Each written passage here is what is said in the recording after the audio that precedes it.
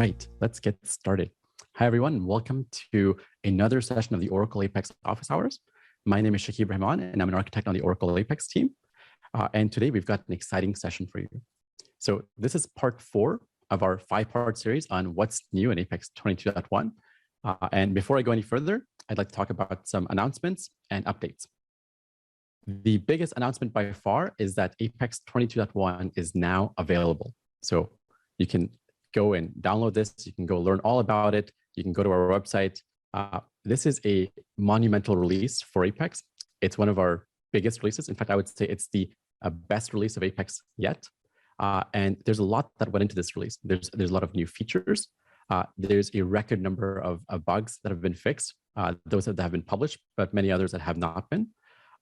And in fact, if you look at the documentation for this release, this is probably the single release with the largest documentation impact that we've had. And there's many reasons for that, right? Because of some of the updates to the create page wizards and the approvals component and many other features. And also the product change name from Oracle Application Express to Oracle Apex. This is definitely, by far one of the largest documentation impacts that we've had. So with that being said, with this new release of Apex, I wanted to share a couple of links that you could use to learn a little bit more about it. So first, you can always read the announcement by going to the Apex blog. This is simply blogs.oracle.com/Apex, and you'll see it right there. You can read about all the new features by going to the Apex website or use a short URL right here.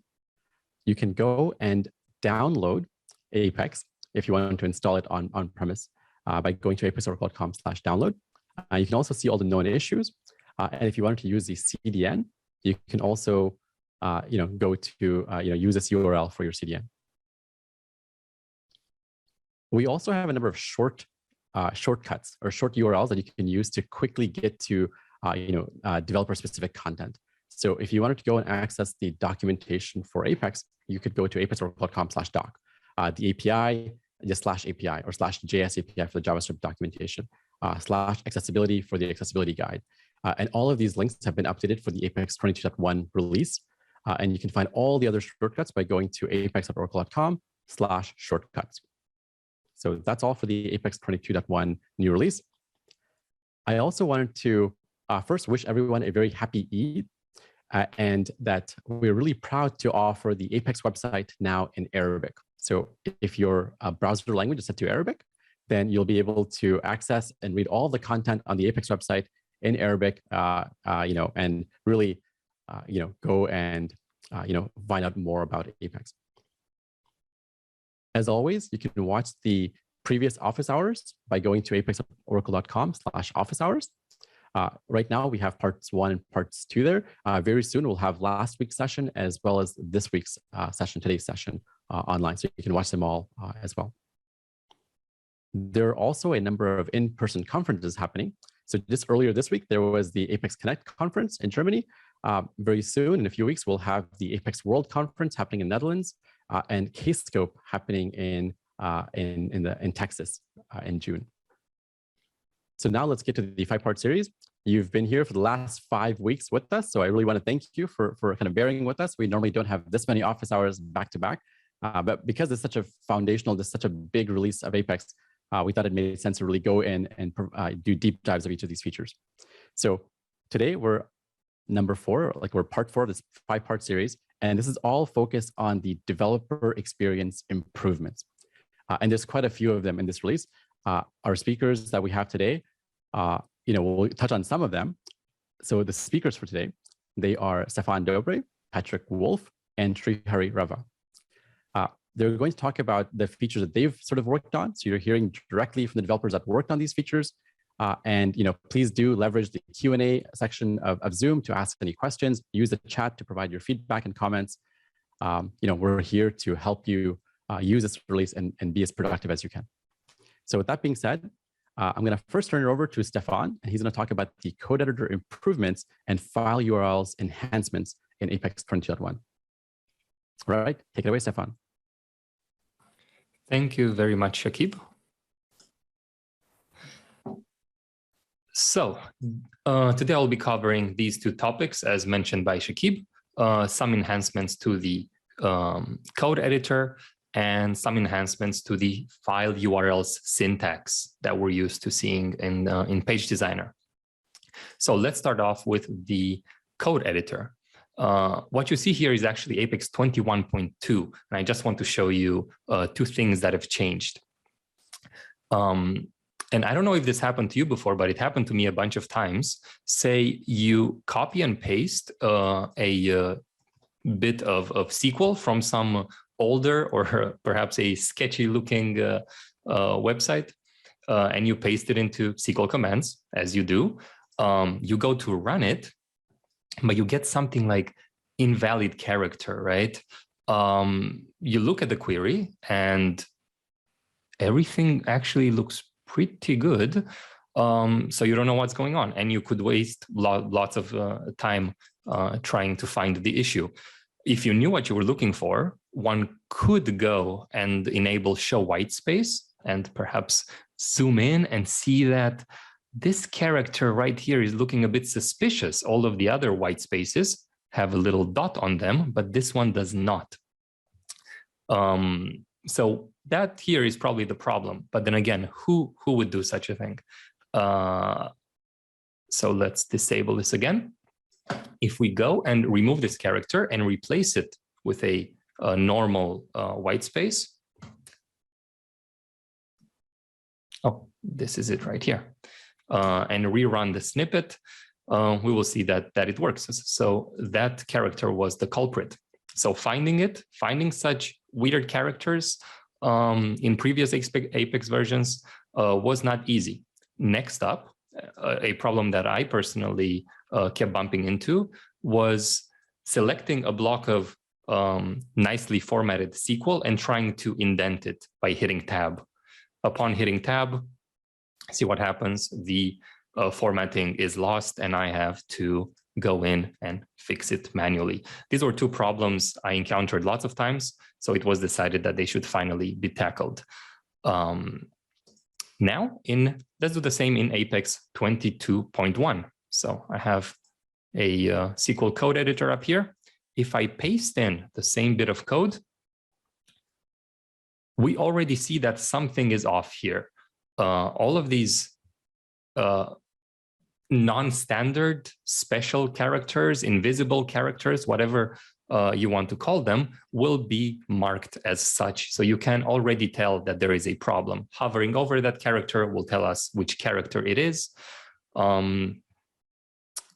And let's reset the zoom here. We can already tell this is the problem. Let's remove it and replace it with a normal white space. The second problem was indenting a block of SQL. In 22.1, your nice formatting will remain. So these are two things that have changed and are more specific to SQL code. Let's move on to JavaScript code. So this is just some dummy code that I have in my function and global variable declaration. And as you can tell, JavaScript has lots of nesting and lots of brackets and parentheses. And especially with all of this white syntax highlighting, this can get quite confusing to tell what bracket belongs to what, unless you go in and click on it. So we're introducing a new preference in the options pop-up menu here called bracket pair colorization. And this will work across all of the languages, but I have found that it is most useful in for JavaScript. If we enable it, we'll see that all of our bracket pairs will now receive the same color. So we can easily see without clicking on this curly brace that this right here is the scope. And it will go 4 levels deep. So there will be 4 levels of color, and then they will repeat. It also, in my opinion, makes code much more readable. So I do encourage you to try it out. Go in and enable bracket pair colorization. The next feature, and my personal favorite,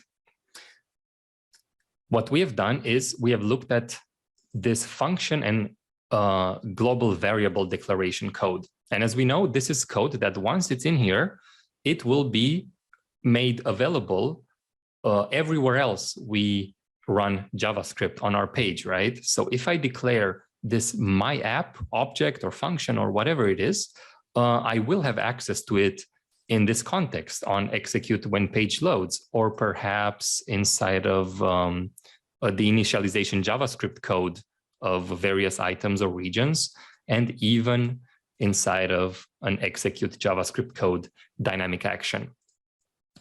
But the user experience wasn't great. So you declare your global objects here, but then you would have to go back and see exactly what the functions are called and how they work. What we've done is we took whatever is available under function and global variable declaration and made it available as autocomplete and IntelliSense in all other JavaScript editors on the page. So if we open this up and type in my app, we already see my app is a suggestion.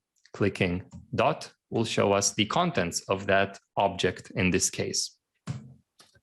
And not only that, you get the full signature for this function. You get the parameters, the function description, the parameter description, and so on.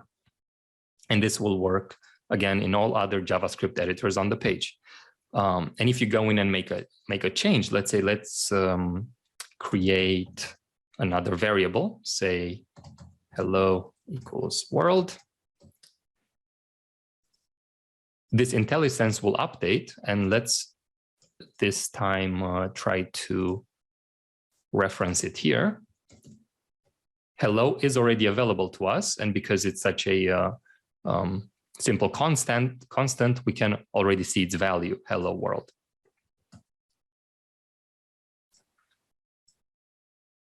So I think that drastically improves productivity when working with JavaScript. For now, it is only available for this scope, this function and global variable declaration scope, but we already have the infrastructure in place. So I do see it happening in future Apex versions that we could extend this to the files you reference on the page, right? Why wouldn't the contents of some file be available as autocomplete as well? So that is something we are looking to as well. And of course, when you navigate to another page, that IntelliSense will get reset and provide that page's JavaScript context. So that's it for enhancements to the code editor. Let's move on to enhancements to file URLs. So what I'm about to demo works for both JavaScript file URLs and CSS file URLs. Firstly, we're introducing some autocomplete, in this case for these URL directives. Instead of having to go each time to the help text, you can just open a square bracket and you see the syntax, for example, require jet or require JS. We also have autocomplete for these basic substitution strings that are relevant for this context, say app files. You would write your file, and perhaps you're interested in the minified version of that file. So we now have autocomplete for substitution strings and URL directives. We also have some basic syntax highlighting, as you can tell. My personal favorite, let's say this is script 2, is the ability to finally comment out a particular file URL. Before, if I wanted to temporarily disable a specific file, I would usually perhaps cut it out of here and throw it in the comments to not lose it, right? And retest my page without that particular file.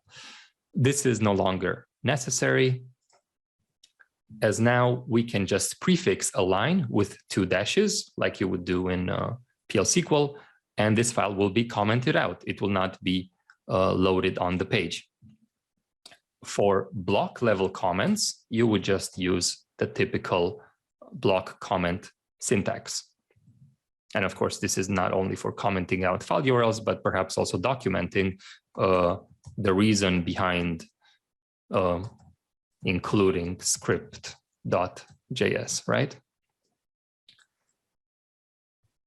Lastly, what we have added are a couple of new URL directives specifically for JavaScript files, and these would be module, async, and defer. I won't go into what they all do, but let's just show one example for module. So if I have a file URL pointing to script.js and I run the page, looking for my script.js, there it is, a very basic script tag. We've added support for module, which would add type equals module to the script tag, making it a JavaScript module. If you're familiar with the term, that's great. If not, we do encourage you to research JavaScript modules, as they can really benefit the way you organize JavaScript in your application. It's now also possible to combine multiple file URLs by comma separating them. So if you want a module that is deferred, you would just say module and defer.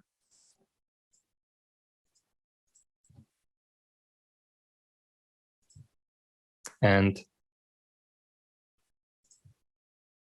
I'm not sure why I don't see it, but I should be seeing the defer flag.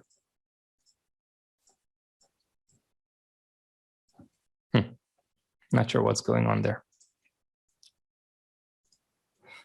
Okay, I'll have to look into that and come back to you after. We'll defer that to later, okay? Good one. Okay, and with that, back to you, Shakib.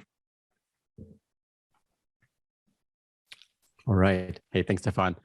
We'll see what's going on with that later. I did want to ask, there's a few questions that came in the chat here. One is, will the IntelliSense work? Will the IntelliSense read the comments using the JS doc? So I guess are we integrating with our JS doc here? Right, exactly. So as long as you, that's right. Okay. There's a question here from anonymous attendee. Is there any chance to put where do we put PL SQL functions? Now I know it's not strictly related to JavaScript changes here, but ideally all the functions should be stored in the database. It'd be nice to have a place in the Apex app to kind of put these. What do you recommend? Yeah, that's a loaded question. So definitely put all of these your app's utilities in packages, and perhaps those could be served as supporting objects of your application. That's good. And then last question here, and I think this is a good one. You mentioned that's module concept. Could you explain briefly what is a JavaScript module and when an Apex developer may use a JavaScript module? Sure. Actually, let me quickly give a very brief demo on that. Sure. If we have 1 minute. So let's say we have app files script.js, right? We have this script file within our application static files. So let's first create it, because it's not yet created, script.js. But we also have another file called script2.js. And script2.js has a little bit of functionality. Let's say my func, which is a function that returns some number. And script2.js exports this functionality. I like the value that function returns. Now going back to script.js, if script.js is loaded as a module, it can import functionalities from other modules. And you would do it as such: import myfunc from script2.js. And let's use this function, console log myfunc, something like this. Now, on page 1, we are only loading script.js, right? But because we're loading it as a module, we're giving it the ability to itself pull in any other dependencies that it might need. So looking at the console, we should see the number 42. So we're only loading this file, but this file is gonna pull in all of its dependencies. It also makes for a nicer way to organize the JavaScript code in your application. Instead of having one big file, you can have multiple smaller modules. And just load in that single file, and that's it. It'll load all the modules for you. And if you didn't prefix it with module, it would not. It would error out. That would not work. Got it. Hey, that was an excellent demo. Thanks for showing that. Sure. All right. So now I'll go back to my slides for a moment, and I'll go to the next speaker, who's going to be Patrick Wolf, and he's going to talk about the Readable app exports in JSON and YAML formats. All right, take it away, Patrick.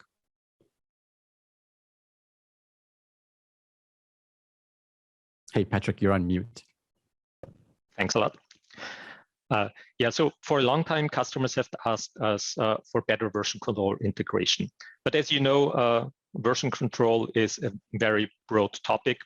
And when we discuss this feature with our customers at conferences or on the forum,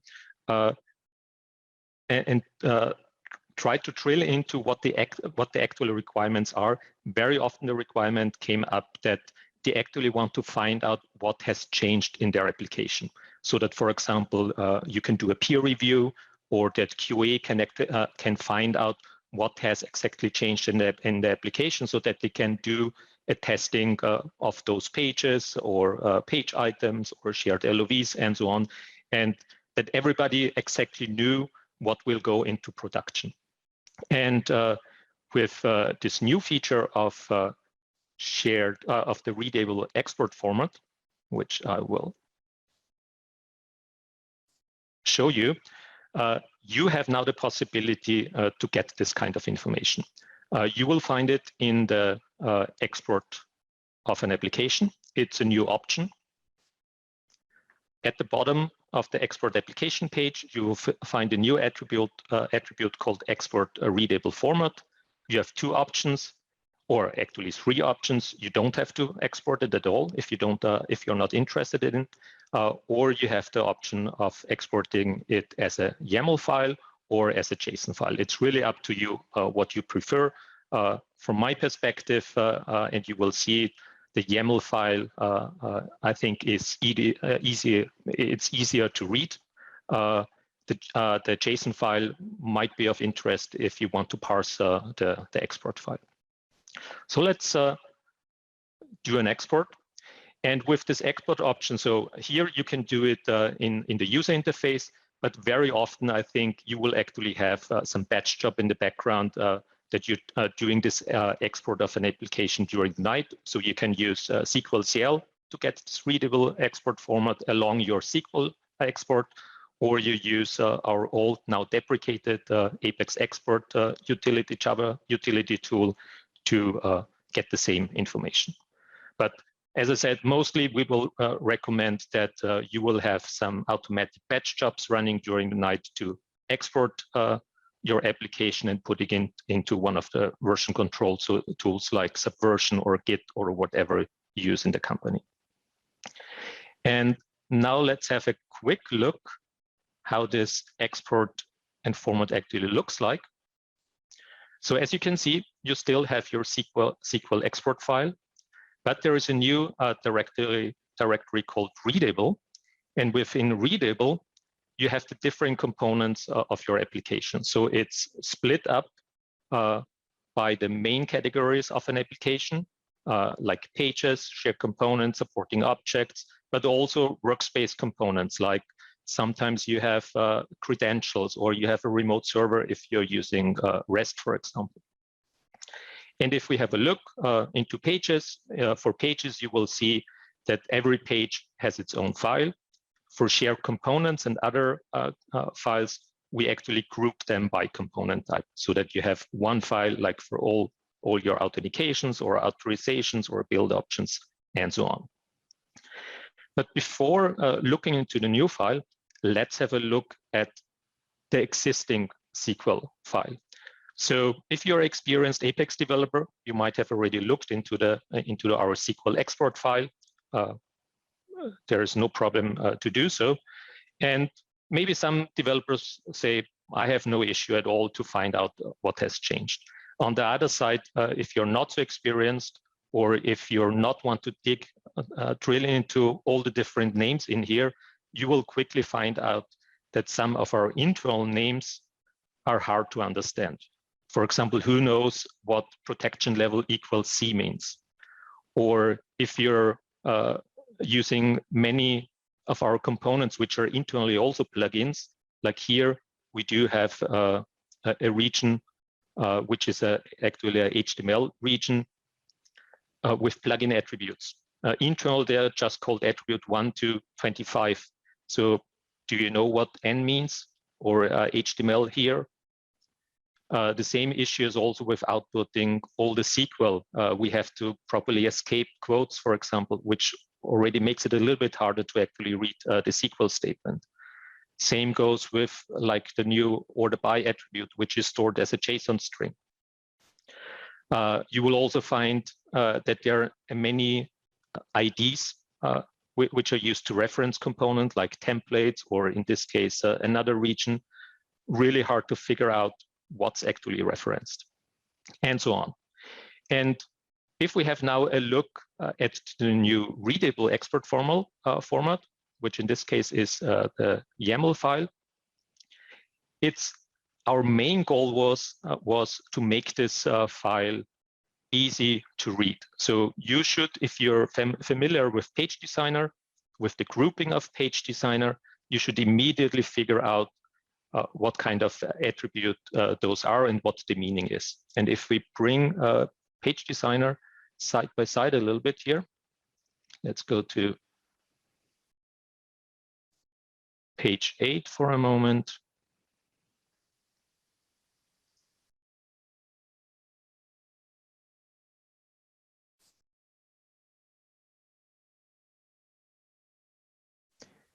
And as you can see here, we do have the group identification, we have the name, we have the alias with the title.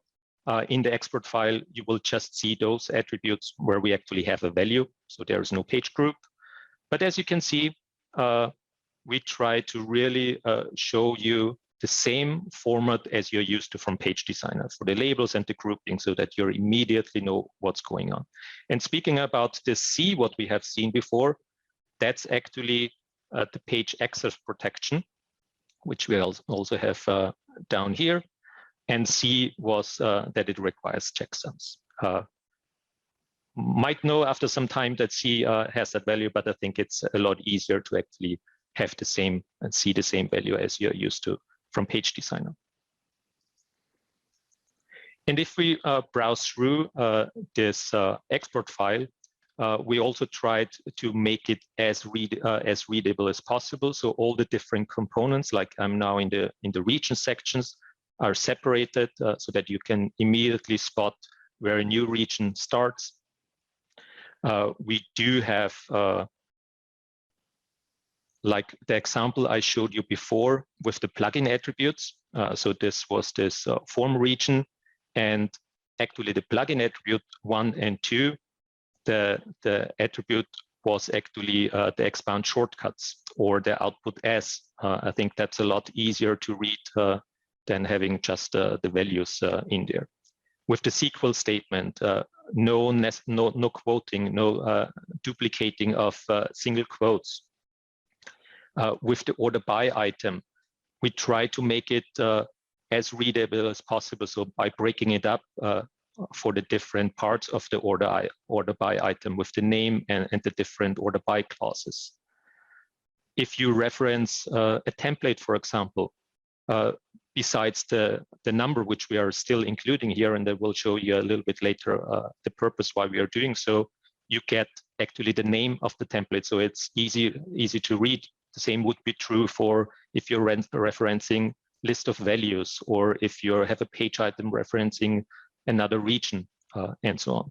And in general, everywhere where we are having multi-values, like here with the template options, or if you have page items to submit, we try to break them up and show them as a list, for example.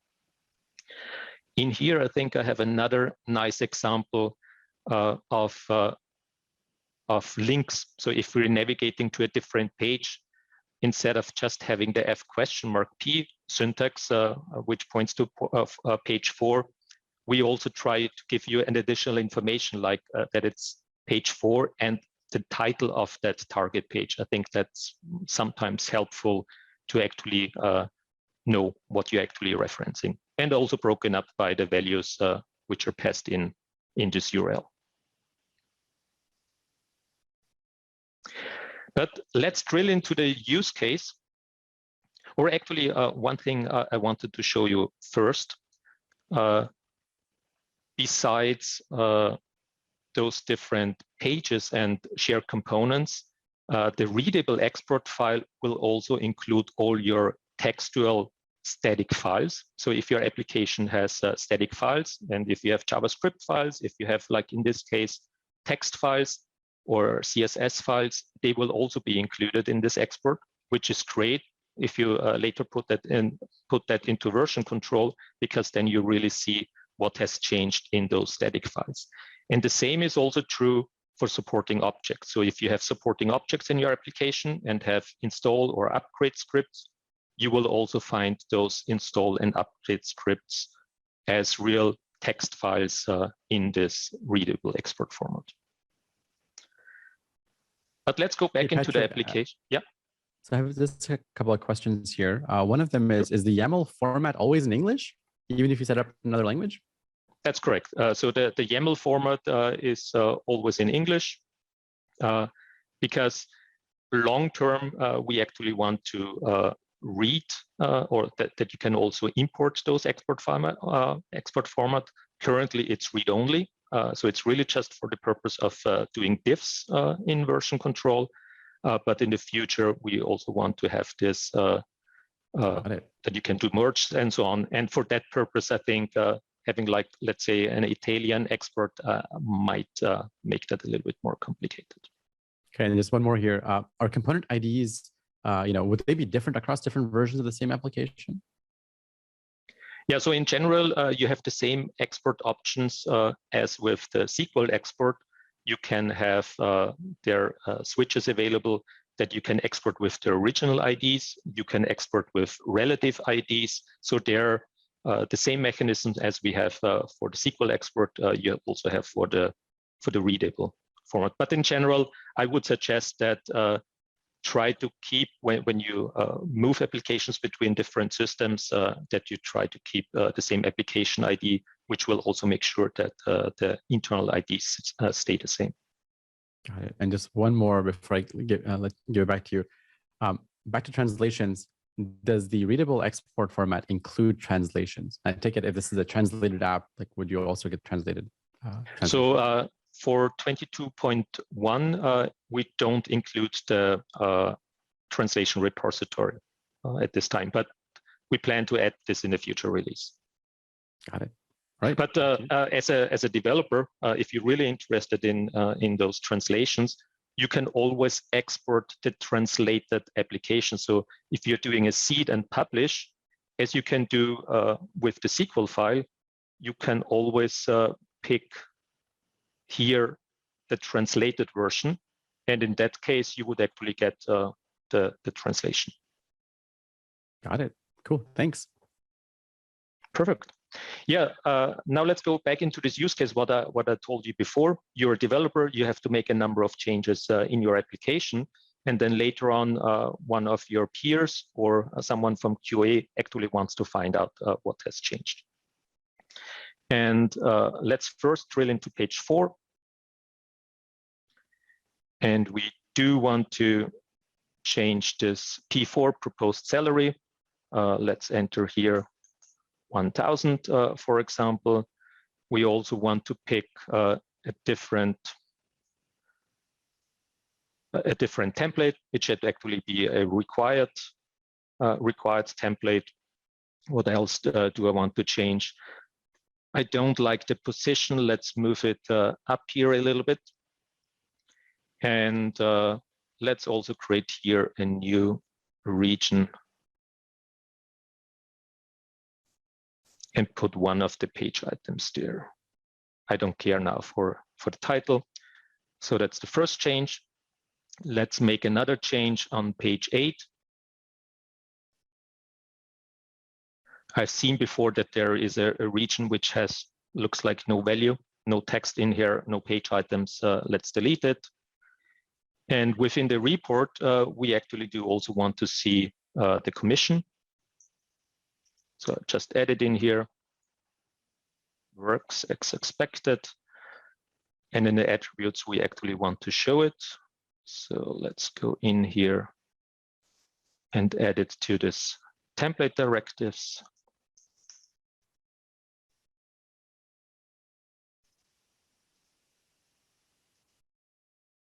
And as a last step, we also want to use that new commission in the order by item, which is a new feature in 22.1.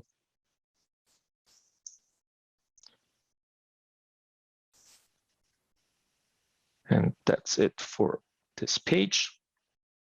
And as one of the last changes, I also want to make a modification to shared components. Let's go into list of values. Let's pick the due dates. And I want to rename that to something new, and also want to change, let's also change one of the values of the list of values.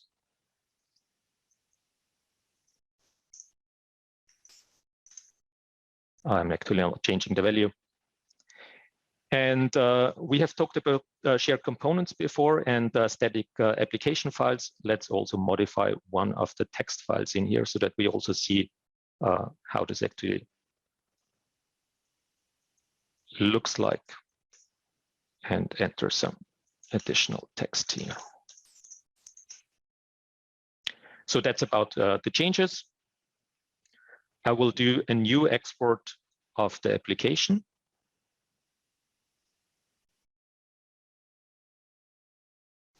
Readable format is still the YAML.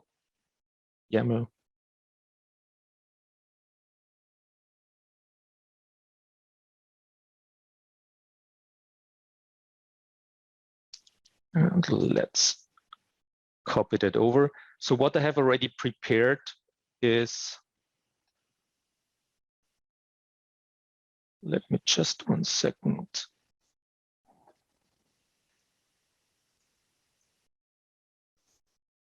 I've already prepared checking the first version into Subversion in this case, because we use Subversion. And I will just copy it over to have it in that directory structure. And if I go into Cornerstone, that's my tool I use for working with Subversion, I will find that all those files which have been modified by my changes will now appear in Cornerstone as modified. And if we just have a look at some of the changes we just did, like on page 4, and do a diff, so I compare it with what I had in there before, we do see that we have a new region. That was one of the changes we did. But we also see that I have moved one of the files, one of the page items. So the P4 job was moved into this new region. And as you can see, all the remaining attributes of this region, we have not moved that file, moved that page item in the file itself from the position. So it's still there where it was, because one of our main goals was that the output of those export files should stay as steady as possible. Because like in this case where there was just this minor change of there is now a new region for this page item, it clearly shows this kind of a change. If the export format would actually move it below that region, in the diff, you would see it as a big block of here it's removed and over there it's added, and everything would look like changed. So you wouldn't be able to spot, has, for example, the query only flag been modified and so on. Or like it is here in this case, that the minimum value has been modified. So keep in mind the export format or this readable export isn't a WYSIWYG representation of your page. It's has a different purpose. It tries to keep the components where they have been in the original export. Let's say it that way.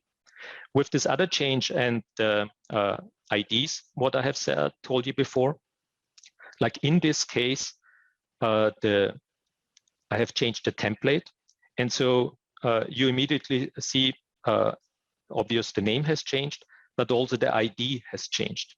And now keep in mind, let's assume I would have just modified the template name to something different. In the diff, you would still see the name change in here, but the ID would stay the same. So it's very important information for you. You immediately see, does this have an impact on your page, or is it really just a name change like it is here? And we will see that, for example, with the LOV change I did. Like the LOV change, you will see it has the new name, but the ID stayed the same. So you immediately know for this page, it doesn't have any impact. It's still the same LOV. There was really just a name change. Let's have another look at page 8. Immediately clear, a region has been removed. We do see the new commission in the SQL statement. We see it in the order by clause. And we also see it in here in this HTML expression, what we had. And if we go to static files, we will also see our change to the static file. It appears that it shows that it has been removed here and new columns have been added. So it depends on your diff editor, how this actually is displayed from the changes. And let's also have as a final step a look at the LOVs. We will also see the name change in here. And in addition, the change to the list of values entry. So I think it's rather straightforward how you see the diffs. And if you're satisfied with it, you're committing your changes to your version control tool, and you're good to go. That's from me.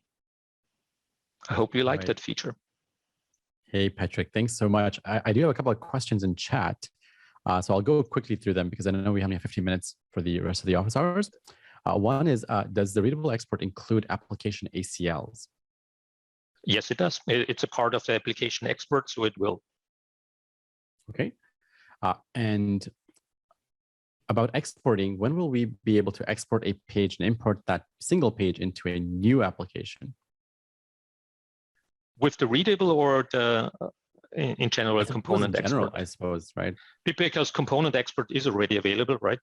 So you can already export every component. I think Srihari will actually show that there has been an optimization, or that you can more easily export single components. So that's definitely already available.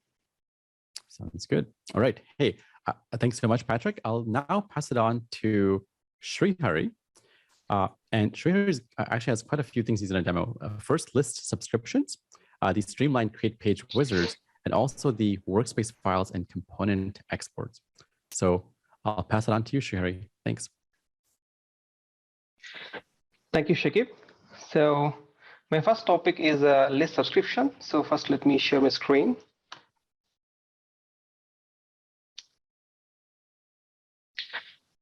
Okay, so it is a common practice in applications when you're building a complex applications. So you build smaller applications and you combine them, or you present to the users as a single app for a seamless experience, right? So the Builder app is a great example for that. So one requirement for building such applications is you have the facility to subscribe to the list. So prior to 22.1, you would always create the list and you would copy that into multiple applications. And if you change the navigation menu in one of the application, you would have to replicate them manually. Now in 22.1, so there is a new feature where you can subscribe to the list just like any other components. So we'll see that. So I just created a list master app, which will have the list master from where we want to subscribe. And this is a subscribing app, which I want to use it as a subscribing app. So I would just quickly go to the shared components. So I use the Control Q. So this is the app I wanted to go. I want to go to the list. So I directly jump to the list in this app. Yeah, so we also took this opportunity to enhance some of the pages in the builder for the list. So very minor changes, for example, for create button. So previously we used to ask, do you want to create it from the scratch or you want to copy the existing list, right? So the copy option, now we have removed it because when you're creating, most probably you want to create from the scratch, right? So that is now one step less. And similarly for the copy, so we had 2 steps. So copy from this application or other application. So that was a separate step. And the next step, we used to show the list based on the selection. Now this is all optimized to single step. So I will just use other application. I choose the list master app. I choose a list copy. And now we have the option here to subscribe, right? When you're copying, at that time itself, you could subscribe to the list. Now the list is copied and subscribed. So this is the list, activity reports. And now you can see that this list is read-only. And if you scroll down, we can actually see the new subsection here, subscription, where we can see this list is indeed subscribed from this app. Now you can see that all the data is copied, but not the build option. So this is intentional. So the configuration details from the master list are not copied into the subscribing apps. So if you want to, for whatever reason, you don't want to use this list, you could always use the build option to control that behavior in the subscribing apps. And if you want to unsubscribe, right? So there is an easy option now. So previously you used to clear this and click on apply changes. Now you could just click on unsubscribe. And you're all good to go, right? Now the list is editable. Other optimizations we have done in this page. So previously, if you want to modify the list name or if you want to delete the list entirely, so there used to be a button here, edit list. Using that, you could modify the name or you could delete the list. Now all those functionality is now combined here into the list details page. And similarly, if you want to do some quick changes in the list entries, right? So there was a grid edit option here. Once you click that, it used to take you to a separate page. Now that functionality also included here, right? So you could quickly modify some of the data of the list entries.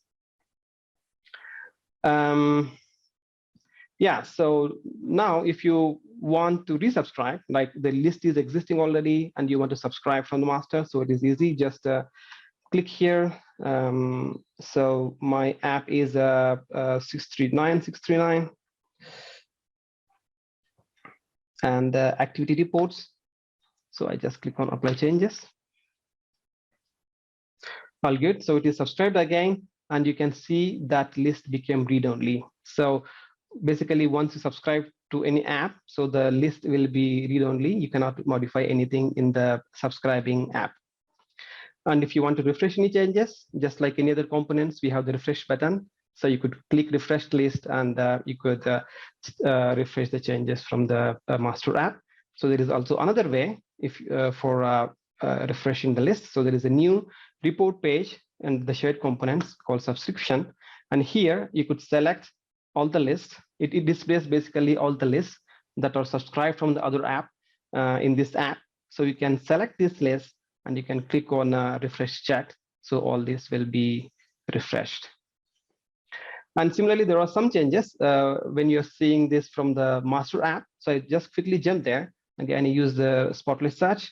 So I know the app name. So it's 639, and list page. I directly jump there. And so this is the interactive report in the interactive report of the list in the master app. You can see here, of course, the new columns. So it says that this list is subscribed. So it has one subscriber. I can go inside. And so now I can see that. So the list of applications and the list that are subscribed to this. And also I have the publish button, right? So if you want, I can, for example, the error log, I want to set it to administration rights. Only people with admin rights should be able to see that. So I say, save these changes. And I just publish it. Okay.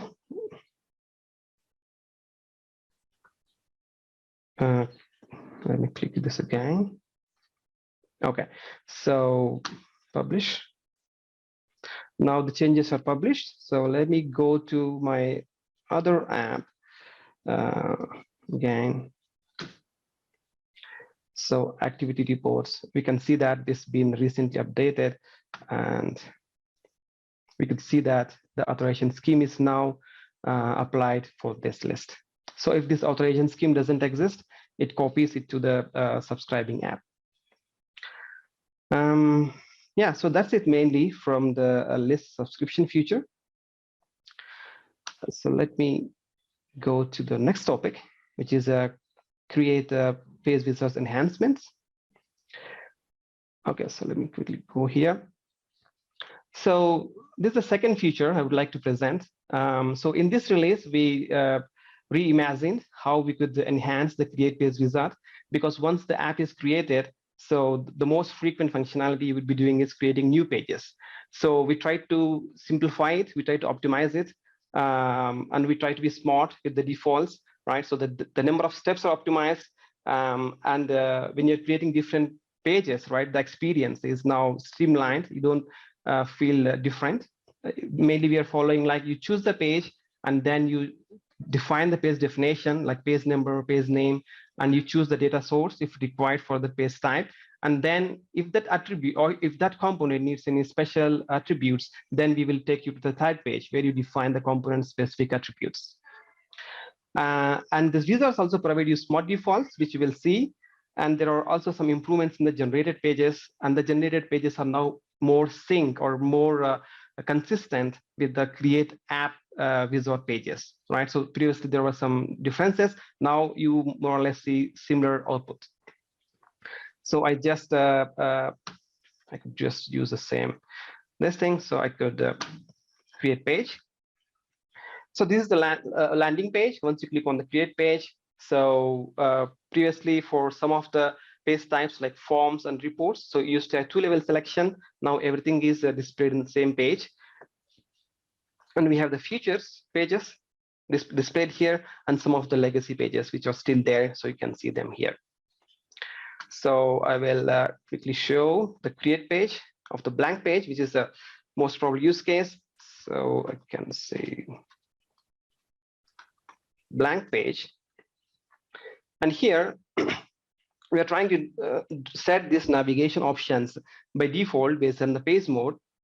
Like if I expand this, I can say model dialog, then most probably you don't want to add the navigation to the model dialog, and definitely not the breadcrumb. So those two options are automatically disabled. But you have some rare cases where you want to do that. You could still do that. But by default, whenever you change the page mode, we automatically change the settings. So I will just create a normal page. And here you will also observe that by default, I'm creating a new entry for the breadcrumb, but I'm not asking for the breadcrumb label. So the page name would be used for it by default. And similarly, here option is to create the new entry in the navigation menu, but we are not again asking for the name or the list entry name, because we use the same page name here. And the other thing is now you could use specify the icons. for the navigation menu. And other thing is that depending on the page type, we automatically set some default icons, which would be in line with the create app wizard, right? If you are creating a new app, you choose faceted search, interactive report, interactive grid, the same icons we are defaulting here. So it all looks good to me, and just click on create page. So that's it. So in 2 steps, we could now create a blank page. Previously, I think it was having 4 steps. Now let me quickly show you a couple of other pages. So interactive report, for example. So this is a IR page, and I want to create it on an EMP table. I know the table name, so I can just type it in the caps. I don't need to click on this, right? I just click on create page. That's it. And you observe that there is no column selection and there is no offering of the lookup columns, right, for the interactive report. So those 2 things are automatically handled. By default, we are adding all the columns into the interactive report. And the second thing is, since it's a local table, right, we know this table has a primary key. So the primary key column is EMP number. So that column is automatically hidden. And the other thing you can observe here is the manager, which is a number, and also the department, which is a number, is now displayed automatically as a text. So what we are doing behind the scenes, we are checking if the table has any foreign key, and based on the foreign key constraints, we are automatically creating a list of values in the shared components. So if I, for example, check the manager, so this is a list of value which is created for this interactive report. So now quickly create another page. So as a classic report, I would say I use the name EMP for this. And I also want to create a form. So previously there was a separate option, report with form. Now, if you choose interactive report, interactive grid, or the classic report, you will have the switch item. If you want to include the form, you just say yes. And then the page number you can choose. I will just use some name. And I want to do this again on the EMP table, I know. Now, since you want to include the form, there is another step is required to select the primary key. So again, we know it's a local table which has a primary key. We automatically populate the primary key option from the primary key constraints. So all looks good. I just click on create page. Okay, so now we could see that again, the same thing for the classic report. Right, the primary key column is hidden. These columns are automatic LOV is done. And if you expand this actually, so we are not creating additional LOVs. It detects that for this table, for this return column, there is a LOV exists, right? So we will just use the same LOV. And the same goes with the form page, right? So when this is displayed in the form, for the manager, it will be a select list, and we would use the same LOV definition for that. Okay, so now quickly let me show another option again for interactive report. So now I will create so products. Again, I know the table name, so I will just type it in the caps. So this product has a VLOG column, right? So what happens when the table has a VLOG column and you're creating interactive report or classic report or the form? So it detects that it has a VLOG column and the product table has a primary key. So this automatically sets these column types as a download format. So if you see here in the backend, so this product image, so the format is automatically set to download blob, and you could also see this blob attributes are automatically populated. And if other things like other minor things, for example, if you go to interactive report, you could also see that these numbers are automatically populated. So when the page is created, we check the statistics for the number columns and we apply the most appropriate format settings automatically for the number columns. All right, so this is all good. And there are other changes, like for example, we have a faceted search, right? So faceted search, if I click,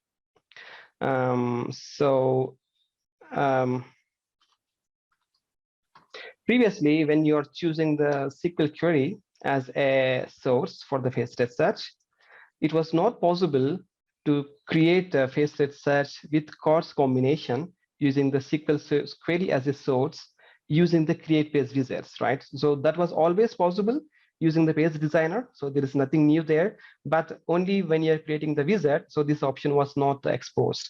Now this option is also exposed. So if you want to create a face-state search or the smart filters on the chords using SQL source, so that is now possible. I will quickly set these things, get this from here, badge column, we could use salary. And once you create this, automatically creates face-state search plus chords, and you will also get automatically the new order by column, which is new in 22.1. So my next, so there are a lot of other changes. For example, the tree, this is optimized to 3 steps. So similarly, the wizard pages are redesigned using interactive grids, so you can have any number of steps. Yeah. Sorry to bother you. I have a couple of questions, if that's okay. Like one of the questions was, does the create page wizard automatically create a LOV for all tables where there is a foreign key? That is correct. So when you're creating a report or form on a table, and the table has foreign key columns, so it automatically creates a LOV for them. And it checks basically if it can use any LOV, then it uses it. Otherwise, it would create one. Got it. Okay. And just one more while you're going through this. Will those generated LOVs be removed if I change to a manually created LOV? No, they are not automatically removed. I mean, wait, I wouldn't think so either, right? You can go in and manually delete them if you like, but if you change them, then you still have that left over. That is correct. That is correct. As I said, so I mean, maybe the question is, yeah. So basically, they are not removed, right? So they are not automatically removed. Got it. Yep. Sorry. Go ahead. Carry on. Yeah. So. Yeah, so there basically my final point was all these page types, or we have gone through them and we optimized them, and we try to provide the smart default values so that you can create the smarter pages the quickest way possible. So that's it on create a new page wizard. My final topic is Workspace static files component export. So I don't take much time here. I would just say, okay, or I can just go to Workspace static files. I will choose them. Okay, so let me. So I already have one Workspace static file. So now here in the right-hand taskbar, you have an option, export Workspace static files. So now this takes you to the component export, where you could individually export the components. So this functionality is not new. It was always there for all the application components, but it was not possible to export the Workspace static files. Now that option is included. So you could export Workspace static files individually, or you could combine with other components from the application, right? You could add them and you could export them just like any other components. So these files will end up in the new or the Workspace folder, what Patrick was showing. Under the Workspace folder, you will have a new files folder. Under that, you will see the script files to install these Workspace static files. Yeah, so that's it from my side. Awesome. Hey, thanks so much, Srihari. There's one more question for you in the chat. When creating an IR, is there a way to suppress the auto creation of that shared component LOV, right? So with the thought that there might already be one that you want to use, so you don't want to cause duplication. That is correct. So when you already have an LOV, right? So as I have shown, first I created an interactive report, then it has created an LOV. And when you're using the classic reports, it won't create again, right? So all it checks is the table source, the table or the view which you're using as a source, and the return column. If these two combination matches, so it automatically uses that LOV. And it only works for the local table where you have foreign key, right? In all other cases, you're trying to create a SQL-based AR, or REST-based IR, all those cases, yeah, definitely no automatic low wizard created. Got it. Great. Hey, thanks so much for showing that feature. And I think this create application wizard is going to be such a massive improvement in productivity for Apex developers, just because it does so much of the work for you, as you demonstrated earlier. So thanks for making this possible in Apex. All right. Thank you, Shakib. So I'll now go back to my slides. I know we're a few minutes over, but I thank everyone for sort of sticking around with us. If there's any other questions, we'll be happy to take them. I don't see a whole lot more in the chat or in the Q&A. I did want to say that you can watch all the replays by visiting apex.oracle.com/office hours. Now, this week's session, last week's sessions, are not there just yet, but they'll be there in the next few days, and you'll be able to watch them as well. Please do attend the next session that we have, which is, sorry, wrong slide here. This one. So the next one, so next week, we'll have the 5th part of our 5-part series, and that will talk about persistent authentication. So how you can build apps that allow you to remain logged in, the PWA enhancements, and updates to the user experience. So that's coming in store for next week.